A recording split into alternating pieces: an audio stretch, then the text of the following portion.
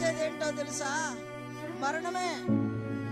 నేను గోతిలోకి దిగిన ఎడల ఏమి లాభం, ఏమి ప్రయోజనం, ఎందుకు అని ఇక్కడ అంటూ ఉన్నాడు. ఏమి ప్రయోజనం లేనప్పుడు నువ్వేం చేయలేవు. మౌనంగా నీవున్న స్థలాన్ని విడిచిపెట్టి వెళ్ళిపోవటమే. అది సాతానుగాడు చేసే ప్రయోగం. ప్రైజ్ లార్డ్, హల్లెలూయా. ఇక్కడ ఇంకొక మాట అంటున్నాడు, చదువు బిడ్డ కింద. మన్ను నిన్ను స్తుతించునా, నీ సత్యమును గురించి అది వివరించునా. ప్రైజ్ లార్డ్, హల్లెలూయా.